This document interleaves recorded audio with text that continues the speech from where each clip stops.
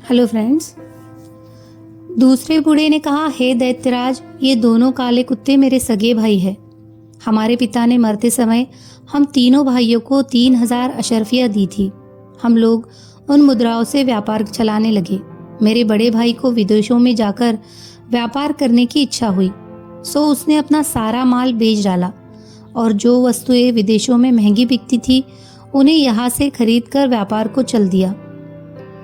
इसके लगभग 1 वर्ष के बाद मेरी दुकान पर एक भीखमंगा आकर बोला, भगवान तुम्हारा भला करे। मैंने उस पर ध्यान दिए बगैर जवाब दिया, भगवान तुम्हारा भी भला करे। उसने कहा कि क्या तुमने मुझे पहचाना नहीं? मैंने उसे ध्यानपूर्वक देखा और फिर उसे गले लगाकर फूट फूट कर रोया। मैंने कहा, भैया, मैं तुम्हें ऐसी दशा में कैसे पहचानता? फिर मैंने उसके परदेश के व्यापार का हाल पूछा तो उसने कहा कि मुझे इस हाल में भी देखकर क्या पूछ रहे हो? फिर मेरे जोर देने पर उसने वे सारी विपदाएं बताई जो उस पर पड़ी थी और बोला कि मैंने संक्षेप ही में तुम्हें सब बताया है। इससे अधिक विस्तार से बताऊंगा तो मेरा भी दुख बढ़ेगा और तुम्हारा भी। उसकी बातें सुनकर मैं अपने सभी काम भूल गया। मैंने उसे स्नान कराया और अच्छे वस्त्र मंगाकर उसे पहनाए। फिर मैंने अपना हिसाब देखा तो मालूम हुआ कि मेरे पास 6000 रुपये है। मैंने 3000 रुपये अपने भाई को देकर कहा कि तुम पिछली हानि भूल जाओ और इस 3000 से नए सिरे से व्यापार करो। उसने रुपयों को सहर्ष ले लिया और नए सिरे से व्यापार करने लगा और हम सब लोग पहले की तरह रहने लगे। कुछ दिनों बाद मेरे छोटे भाई की इच्छा हुई कि विदेश जाकर व्यापार करे। मैंने उससे बहुत मना किया, लेकिन उसने मेरी बात न मानी और अपना सारा माल बेच बाच कर के वस्तुएं खरीद ली जो विदेशों में महंगी मिलती है। फिर उसने मुझसे विदा ली और एक कारवा के साथ जो विदेश जा रहा था रवाना हो गया। 1 वर्ष के बाद मेरे बड़े भाई की तरह वह भी अपनी सारी जमा पूंजी गंवाकर फकीर बनकर मेरे पास वापस आया। मैंने बड़े भाई की तरह छोटे भाई की भी सहायता की और उस वर्ष जो 3000 रुपये मुझे व्यापार में लाभ के रूप में मिले थे उसे दिए। वह भी नगर में एक दुकान लेकर पहले की तरह व्यापार करने लगा और सब कुछ पहले की तरह ठीक ठाक चलने लगा। कुछ समय बीता था कि मेरे दोनों भाइयों ने मुझसे कहा, हम सभी लोग विदेश जाकर व्यापार करें। पहले मैंने इनकार किया और कहा कि तुम लोगों ही को विदेशी व्यापार से क्या लाभ हुआ है जो मुझे भी इस बार चलने को कह रहे हो।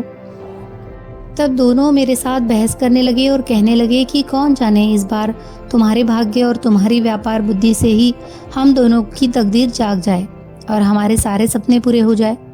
मैंने फिर इनकार कर दिया, लेकिन ये मेरे पीछे पड़े रहे। यहाँ तक कि इसी बहस में 5 वर्ष बीत गए और इस अवधि में उन्होंने मेरी जान खा ली। तंग आकर मैंने उनकी बात मान ली। मैंने व्यापार के लिए आवश्यक वस्तुएं मोल ले ली। उसी समय मुझे ज्ञात हुआ कि मेरे भाइयों ने मेरा दिया हुआ धन खर्च कर डाला है और उनके पास कुछ नहीं बचा। मैंने इस पर भी उनसे कुछ नहीं कहा। उस समय मेरे पास 12000 रुपये थे। उसमें से आधा धन मैंने दोनों को दे दिया और कहा कि भाइयों, बुद्धिमानी और दूरदर्शिता इसी में है कि हम अपना आधा धन व्यापार में लगाए और आधा अपने घर में छोड़ जाए। अगर तुम दोनों की तरह इस बार भी हम सबको व्यापार में घाटा हो तो उस समय घर में रखा हुआ धन काम आएगा और हम लोग उसे व्यापार में लगाकर अपना काम चलाएंगे। चुनांचे मैंने उन्हें 3-3000 रुपये दिए और इतनी ही राशि अपने लिए रखी और बाकी 3000 रुपये अपने घर में एक गहरा गड्ढा खोदकर उसमें दबा दिया। फिर हमने व्यापार की वस्तुएं खरीदी और जहाज पर सवार होकर एक अन्य देश को निकल गए। 1 महीने बाद हम कुशलतापूर्वक एक नगर में पहुंचे और व्यापार आरंभ किया। हमें व्यापार में बहुत लाभ हुआ। फिर हमने उस देश की बहुत सी अच्छी वस्तुएं अपने देश में बेचने के लिए मंतव्य से मोल ली। जब हम उस स्थान पर लेन देन कर चुके और जहाज पर वापस आने के लिए तैयार हुए तो एक अत्यंत सुंदर स्त्री फटे पुराने कपड़े पहने हुए मेरे सामने आई। उसने ज़मीन पर गिरकर मुझे सलाम किया, मेरा हाथ चूमा और मुझसे निवेदन किया कि मेरे साथ विवाह कर लो। मैंने इस बात को उचित न समझा और इनकार कर दिया, लेकिन वह गिड़गिड़ाती और मिन्नतें करती रही। अंत में मुझे उसकी निर्धनता पर दया आ गई और मैंने उसकी प्रार्थना स्वीकार करके उसके साथ विधिवत विवाह कर लिया और उसे अपने साथ जहाज पर चढ़ा लिया।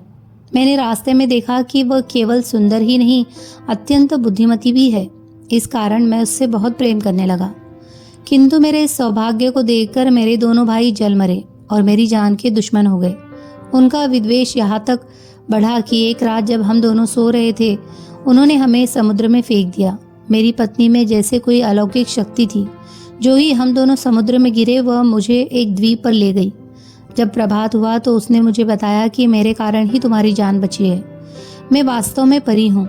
जब तुम जहाज पर चढ़ने के लिए तैयार हो रहे थे तो मैं तुम्हारे यौवन और सौंदर्य को देखकर तुम पर मोहित हो गई थी और तुम्हारे साथ प्रणय सूत्र में बंधना चाहती थी। मैं तुम्हारी सहृदयता की परीक्षा भी लेना चाहती थी। इसीलिए मैं फटे पुराने कपड़े पहनकर भिखारिणियों की भांति तुम्हारे सामने आई। मुझे इस बात की बड़ी प्रसन्नता हुई कि तुमने मेरी इच्छा पूरी की। तुमने मेरे साथ जो उपकार किया है उससे मैं ऋण होना चाहती हूँ, किंतु मैं तुम्हारे भाइयों पर अत्यंत कुपित हूँ और उन्हें जीता न छोड़ूंगी। उसकी बातें सुनकर मुझे घोर आश्चर्य हुआ। मैंने उसका बड़ा एहसान माना और अत्यंत दीनतापूर्वक कहा कि तुम मेरे भाइयों को जान से न मारो। यद्यपि उन्होंने मुझे बड़ा कष्ट पहुंचाया है, तथापि मैं ये नहीं चाहता कि उन्हें ऐसा कठोर दंड दिया जाए। मैं जितना ही अपने भाइयों की सिफारिश करता था, उतना ही परी का क्रोध उन पर बढ़ता जाता था। वो कहने लगी कि मैं यहाँ से उड़कर जाऊंगी और उन दुष्टों समेत उनके जहाज को डुबो दूंगी। मैंने फिर उसकी खुशामद की और उसे परमेश्वर की सौगंध देकर कहा कि तुम उन्हें इतना कड़ा दंड न देना। सज्जनों का काम यही है कि वे बुराई के बदले भलाई करें। तुम अपने क्रोध को ठंडा करो और यद्यपि तुम उन्हें दंड ही देना चाहो तो मृत्यु दंड के अतिरिक्त जो दंड चाहो दे दो। मैं उसे इस तरह समझा बुझा और मना रहा था कि उसने एक क्षण में मुझे उड़ाकर मेरे मकान की छत पर पहुंचा दिया और स्वयं अंतर्ध्यान हो गई। मैं छत से उतरकर घर के अंदर आया। फिर मैंने गड़े से अपने दबाए हुए 3000 रुपये निकाले और दुकान में जाकर फिर कारोबार करने लगा। जब मैं दुकान से घर को वापस आया तो मुझे देखकर आश्चर्य हुआ कि मकान के अंदर 2 काले कुत्ते मौजूद हैं। मुझे देखकर वो दुम हिलाते हुए मेरे पास आए और मेरे पाँव पर सर रखकर लौटने लगे।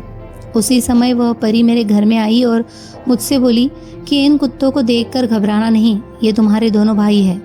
ये सुनकर मेरा तो खून ही सूख गया। मैंने दुखी होकर परी से पूछा कि ये कुत्ते कैसे बन गए। उसने कहा, मेरी एक बहन है जिसने मेरे कहने पर तुम्हारे जहाज को माल असबाब समेत डुबो दिया और तुम्हारे भाइयों को 10 वर्ष के लिए कुत्ता बना दिया। ये कहकर परी अंतर्ध्यान हो गई। जब 10 वर्ष व्यतीत हो गए तो मैं अपने भाइयों को साथ लेकर इधर आ निकला और इस व्यापारी तथा इस हिरणी वाले वृद्ध को देखकर यहाँ रुक गया। यही मेरी कहानी है। हे दैत्यराज, आपको यह कहानी अद्भुत लगी या नहीं? जिन ने कहा, वास्तव में तेरी आप बीती बड़ी अद्भुत है। मैंने व्यापारी के अपराध का 2/3 भाग भी माफ कर दिया। इस पर तीसरे बूढ़े ने इन दोनों की तरह जिन से कहा कि अब मैं भी अपना वृत्तांत आपसे कह रहा हूँ। यदि आप इसे भी अद्भुत पाए तो कृपया व्यापारी के अपराध का बाकी 3/4 भाग भी क्षमा कर दे। जिन ने यह बात स्वीकार की। अगर आपको अलिफ लैला की कहानियाँ पसंद है, अलिफ लैला की और कहानियाँ सुनने के लिए प्लीज़ हमारे चैनल को सब्सक्राइब कीजिए। शुक्रिया।